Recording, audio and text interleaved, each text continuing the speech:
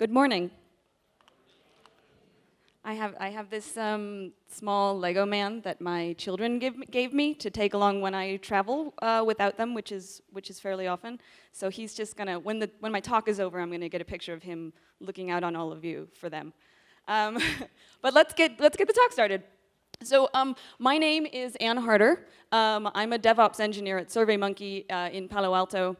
I'm also an alum of the Recurse Center, which in New York, which is not a boot camp. It's been called a writer's retreat, but for programmers. And it is the place where I was able to explore the joys of programming, and the beginnings of this talk took place while I was there. If you're at all interested in joining the Recurse Center community, please come and talk to me afterward. It's an inclusive space. We're always looking for underrepresented groups in tech to join us, and there are scholarships available. And before I was an engineer, I was a research psychologist. I studied personality, aesthetics, and motivation. I've been a programmer now for 2 years, and this is my second year speaking at RubyConf Colombia, and I am so delighted to be here. So let's get started. First, a disclaimer. I am not an expert in Ruby or in existentialism. This is not a definitive guide to existentialism, but it will explore the main idea of the philosophy, which is that meaning is defined by action and choice. Additionally, before writing this talk, I hadn't actually written any Ruby in almost a year. I work in a Python shop, so I'm sorry. And as an additional disclaimer, I will say I had a really hard time remembering to take out colons and explicit return statements, and to make sure to put in explicit end statements into my code. I do miss Ruby, though. So this is not a talk about the proper way to write Ruby, nor is it an exhaustive description of how classes and modules work. More, it's an opportunity for us to use Ruby to illustrate that how life is inherently meaningless, and how this is cause for excitement, not disappointment. So first of all, what is existentialism? Existentialism is a philosophy that became popular in the first part of the 20th century in France. The so-called father of the movement was a man named Jean-Paul Sartre. And this talk is sort of based on his philosophies. The basic idea of existentialism it was found in Sartre's famous line, "Existence precedes and rules essence," which is just a fancy way of saying that you weren't born pre-programmed to do all of the things that you do and think and feel, and that you shouldn't feel bad if you don't do and think and feel all the things that you think you're supposed to. Rather, first you came into being, and then you did and thought and felt a lot of things. Because you weren't born with an essential nature, it means we get to make it up as we go along, and it also means that life is inherently meaningless. But don't panic. I'm here today to talk about why this meaninglessness is a blessing, not a curse. I'm also here to talk about method lookup. And if this all sounds a little basic, congratulations, you might already be an existentialist. Now let's see what this has to do with Ruby. So when we stop and ask ourselves, what is the meaning of life, it's important to note how we phrase it. We don't ask, what is the meaning of my life, the first time we consider this. Rather, we usually start with capital L, life. So let's start there. I've written the world's tiniest class with an attribute accessor for meaning. So I create an object. I hope you guys can see that. I create an instance of this class, which I've just called life. But then I have to stop and wonder, does this even make sense? What have I done? The class life on Earth includes all life: people, dogs, houseplants, spiders, bacteria. If meaning is made by decision and action, it can't come to us by virtue of being a member of the life class, because I'm just going to go ahead and say that houseplants have never decided to do anything. So what value can we assign to meaning for this instance that would be meaningful? We need a subclass. Okay, so this one's a little bit better. we keep the class life that everybody's going to inherit from. You can imagine that there's lots of things in there that we share in common with bacteria and houseplants, but we're going to skip all of that and move on to the class person, which inherits from life. Again, I have an attribute accessor for meaning. I threw in an attribute reader for name. Arguably, this could also be an attribute accessor. You can change your name, but for the simplicity of this talk, I just left it that way. When you are initialized, or born, you are given a name, and that is set. So let's see how this would work. So I've cleverly named an instance of this class Ann, with a person born with the name Ann. We can see what Ann knows. We can introspect and using the object method instance variables to see what she knows. She's got a name. Now, instance variables don't exist until you assign a value to them for the first time. So if I go and look and see what Ann.meaning has, the value is nil. This sort of makes sense.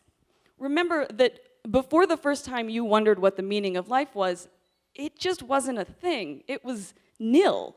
And remember, a nil value isn't empty, it's just nil. So it makes sense that you can't find it in your list of personal attributes when you call instance variables, because you haven't defined it yet. So once you think about it, though, even long enough to wonder what it is and decide that you're not sure, it appears.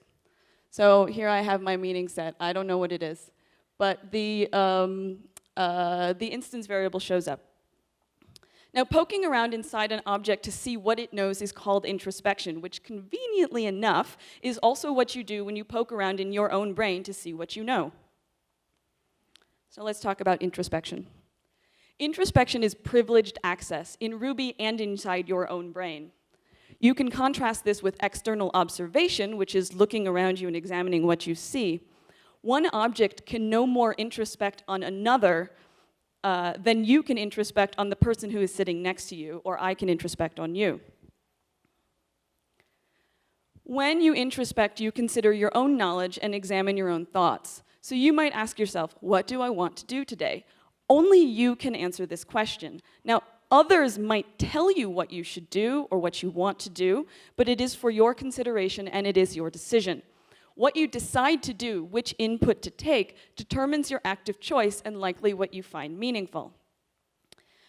Now, this doesn't mean that this has to be the difference between something fun and something onerous. Say you want to spend the day hiking, but your mother really wants you to accompany her to the grocery store.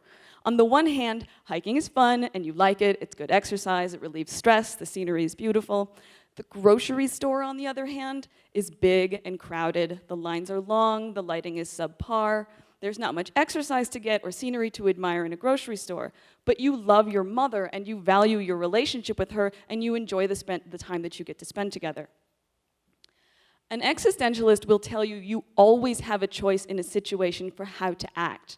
When you make your choices freely, whether you decide to go hiking or spend the day with your mother, you are acting authentically. But sometimes we do things we don't want to do because we think we should or we ought to. This is called acting in bad faith. This is also my worst slide. It's really boring. I'm sorry. I tried for days to make it more interesting. I wanted something that was just desolate. So this is what you've got. Bad faith is an existentialist term for inauthenticity. Acting in bad faith means your decisions are being made for you, not that you've freely chosen to have your decisions made for you, which seems kind of weird, but is at least theoretically possible, but that you have refused to consider whether you even have a choice or an action. It is allowing social forces to determine your actions and meaning. If you are staying in a job you hate because, like, that's your job, and you're just going to work there until you die because you've got bills to pay and a lifestyle to keep up, and it would be impractical to do anything else, you are acting in bad faith. One way to think about this with Ruby is through, you guessed it, introspection. If your life has a meaning you've never considered yourself, you can introspect to find out where that meaning is coming from. Consider Sarah. Oh, good, you can see this. We can use the object method instance variables to introspect on what kinds of things Sarah knows. So this should look familiar as before. We haven't set a value for meaning yet, so Sarah knows her name, and that's all she's got so far. We can also use the methods to find out what she can do. This is a cool trick. You can, because methods returns an array, as does object instance methods, you can subtract object instance methods from Sarah.methods, and it will just return only the things that Sarah knows without all of the extra stuff that the object class gave her. So we can see that it looks like she's got a getter for meaning and name and a setter for meaning, because if you'll recall, I used attribute accessor for meaning and attribute reader for name. Now remember, the instance variable for meaning doesn't exist yet because we haven't assigned it a value, right? Whoops. Where did that come from? Now, I don't know about you guys, but when something unexpected happens to me when I'm programming, the first thing I do is go back and run a previous command, just to make sure I'm not crazy. So we can look again. What does Sarah know? When we call instance variables, we still are only returned with name. So what happened? I don't know. But I'm going to just assign a meaning. I'm going to take over. And her meaning in her life is some neat stuff. So we have that. We call it again, and we still get this. Whatever society says is important is apparently the meaning in Sarah's life. Now, interestingly, if we call instance variables, we get both things, because I guess we set the value for meaning, even if we can't get to it. Now, what happened? Before I can explain that, I have to talk about method lookup. This is the method lookup chain. On the left, on the lower side, is an instance of a class person. On the right is the ancestors chain. So when you call a method on an object, it moves from the object, in my case, the cleverly named Ann. It moves to the right and up into the chain of classes and modules where the methods live. If Ruby gets all the way to the top of the ancestors chain without finding without finding a method with the same name that you called on that object, it will return a no method error. Instance variables live inside the instance of a class. They are unique to each of them, which is how I get my own value for meaning and name, and you get yours. Instance methods live inside classes. When an object calls a method, it looks through each class in order and uses the first match it finds. Every one of these classes could have a method called like add5, but only the one in the person class will run. It's important to note that, as I said, not everything in the ancestors chain is classes. Kernel is actually a module. The object class includes it, which inserts it in the ancestors chain just above and makes its methods available to the object. All right, so with our newfound knowledge about method lookup, let's introspect on Sarah's problem. We call class on Sarah to see what she is, and it looks like she is, in fact, a person. So we call ancestors on person to see what the ancestors chain looks like. And now I see Sarah's problem. What is society doing in there?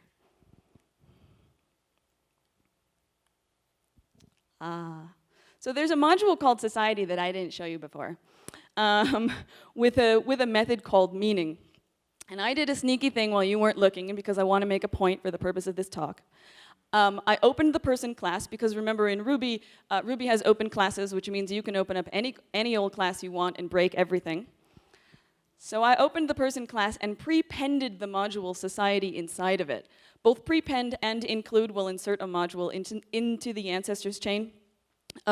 Include places it after the class that included it in the method lookup, which is why kernel, as I said, comes after object in the ancestors chain. And prepend inserts it before the class. So when Sarah was instantiated, society and all its methods were in her ancestors chain. So it looks like this. When Sarah calls meaning, we go and look for the method. It goes to the right, finds it in society, returns the value, and is done.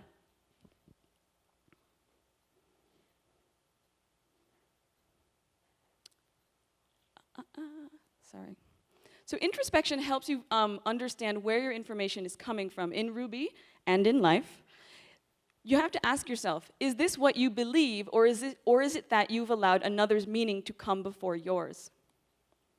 The other curious thing I wanted to go back and talk about was this. So remember that the person class has a getter and a setter for meaning. So when Sarah assigned a value to meaning, she was calling that setter in the person class. The society module has no such method, so method lookup would have moved on from there and found a match in the person class.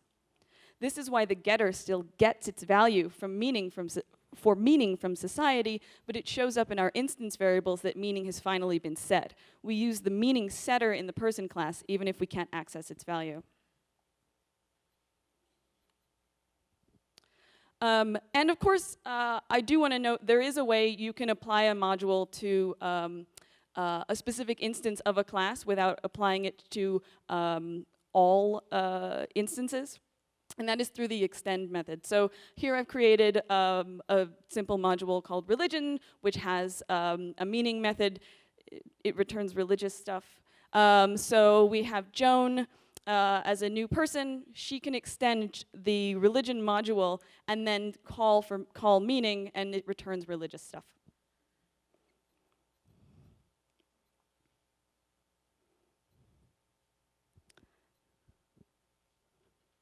Oh, so that's that. I hope this little guide gave you a beginner's idea of how we get meaning from our lives, and also a little bit about how introspection and method lookup work.